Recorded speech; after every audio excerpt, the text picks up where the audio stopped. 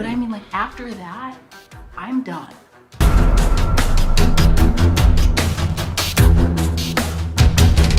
Welcome back and happy Halloween. We are coming to you from the Lizzie Borden Bed Breakfast in Fall River, Massachusetts, home of one of the biggest crime cases in history. We're staying overnight in the John Morse room, which John Morse was Lizzie Borden's uncle. This is also the room where Lizzie's stepmother, Abby Borden, was murdered with an axe.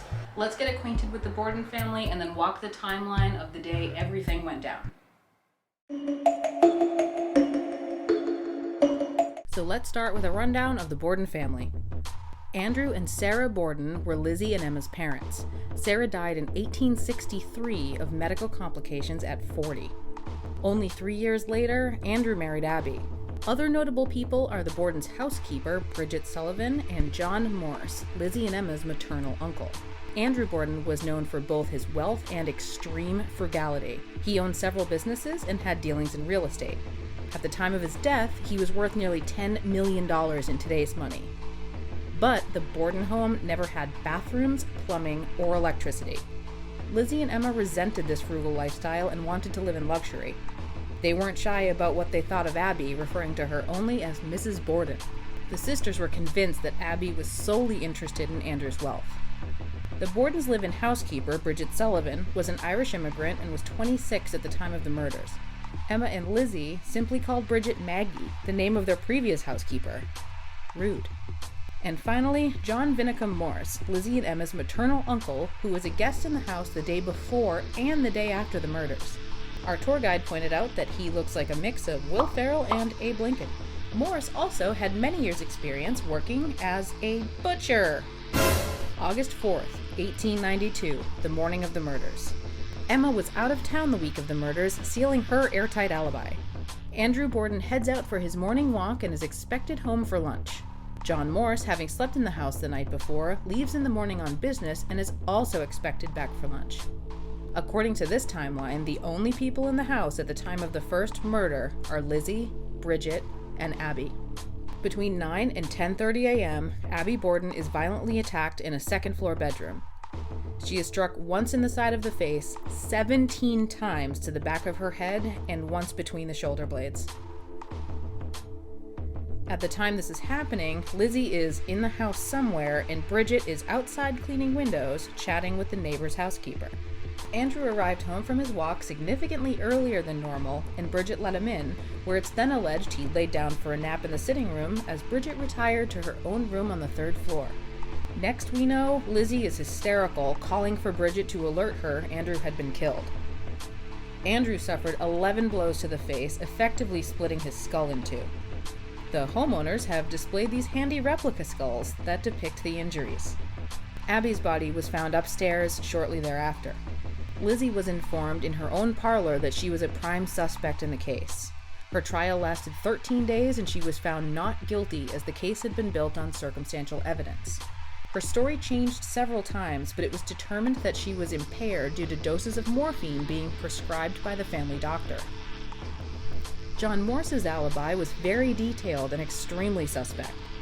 He recalled abnormal amounts of detail from his entire morning, but did not recall seeing the flood of police activity and spectators that had gathered around the home when he returned after the murders. Interesting.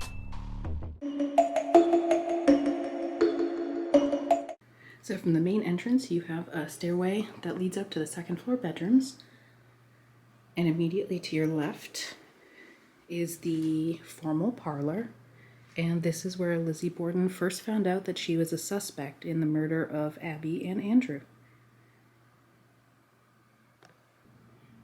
Coming out of the formal parlor, heading into your left, used to be 2 small bedrooms, but was converted into a dining room. This is also where Abby and Andrew's autopsies took place. In the dining room are 2 replica skulls of Abby and Andrew. You can see the very severe damage that was inflicted from the hatchet or axe.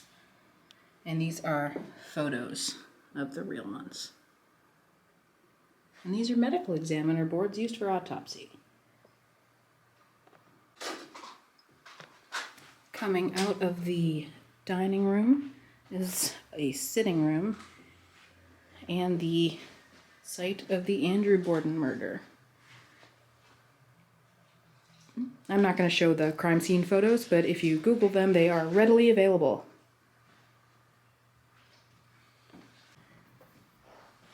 Leaving the sitting room, heading into the back of the house, we are in a large kitchen.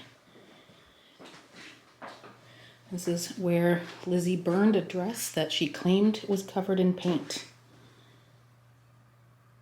The jury had reason to believe this was true. Why is that door open? Okay, bye! Nope.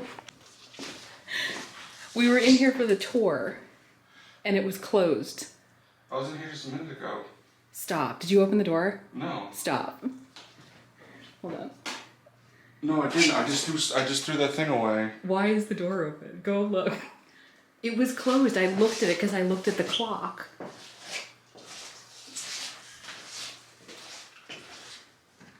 It's just a pantry.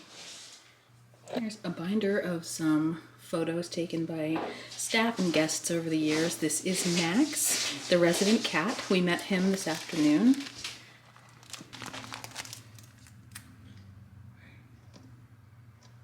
Oh no. What? Oh, is it rubber? It's rubber. Yeah, they wouldn't put a real hatchet, like, in a tour. That was really funny.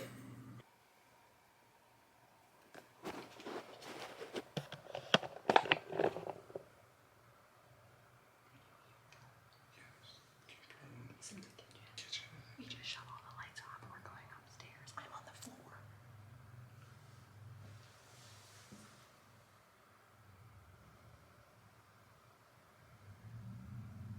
That sounds like a water thing. That's not what I heard.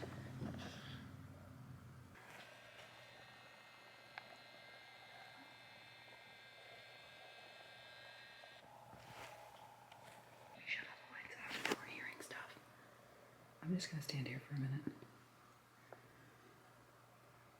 That was distressing. You heard it, right? Yeah, no, I heard it. Came from the kitchen. I've heard 4 noises now, just since we started standing here.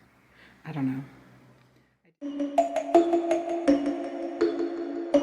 So there's one room, like in kind of like the formal parlor, that I'm smelling flowers, which is like never a good sign for me. But other than that, I have no like physical sensation. I have no, I don't know. I'm not like weirded out at all. I'm very comfortable. Yeah. It's late. We're not Pardon used to being my, up this late. No, what you were just saying about how, like, because he was so frugal. Oh, Andrew, yeah. Yeah, Lizzie's father. That you know, if there was any kind of anything lingering, then it's like he's kind of at rest with things because like the house is generating like a lot of revenue. That's what I was saying. It's like, is he just pleased that the house makes what it makes and that like.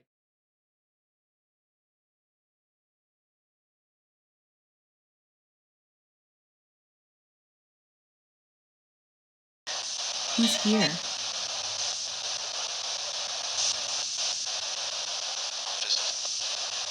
Do you want to say something? Back up. Would you prefer if we weren't trying to communicate with you? Stop? That's better. I don't know. I'm hearing like all kinds of stuff. Yeah, I heard. Do you want us to stop? I heard stop and then it's not focusing on me. No. So we're having some focusing problems now? I don't know. It could have just been my face because I look like a thumb. No, I asked if you wanted us to not communicate and it said stop. That's better. So that's kind of like a mixed message. Well, no, like saying like it'd be better for you to stop. That's what I'm getting out of it. Oh, I don't know. It was a man. Is it okay that we're here? Who killed Abby?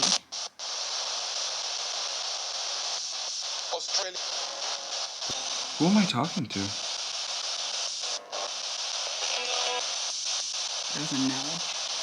I thought it said you know. Who are you?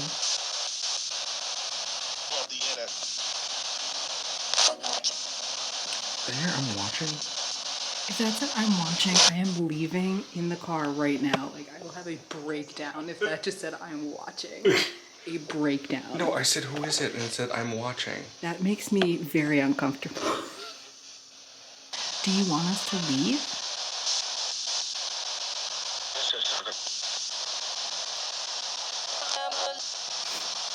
Are you in the house?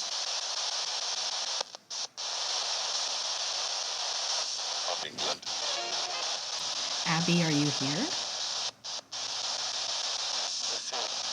Is anyone else here? Yeah, bye-bye. Are we alone?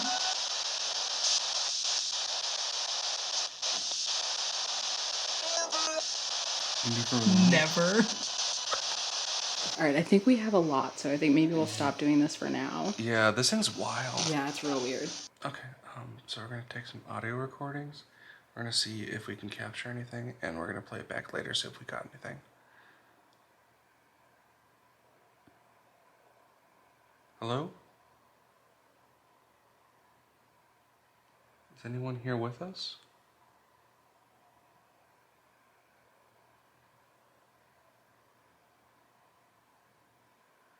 Does anybody have anything they want to say?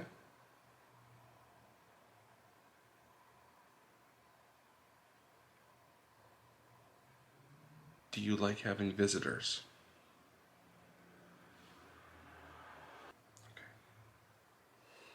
So we'll check those out in the morning. Yeah. Because I'm not listening to them tonight. No, absolutely not.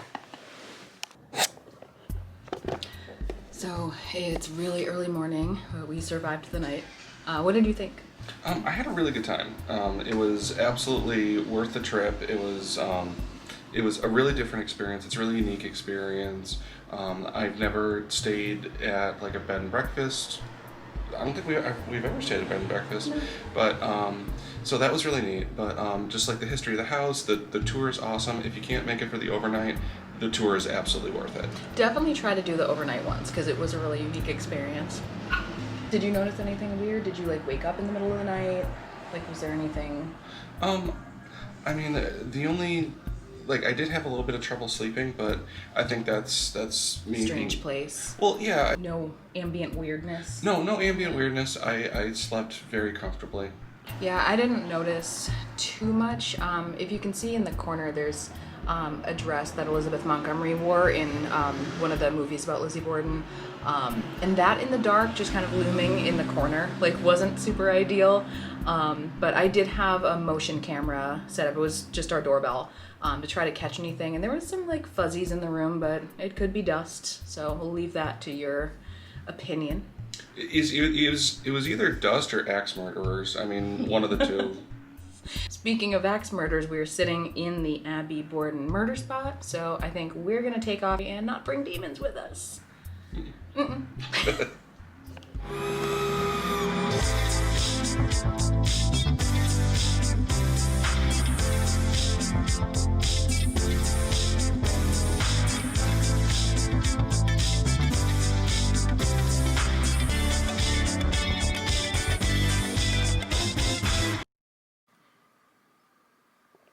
How many bed and breakfasts do you go to where there's this nice little business card for a local undertaker? That's comforting.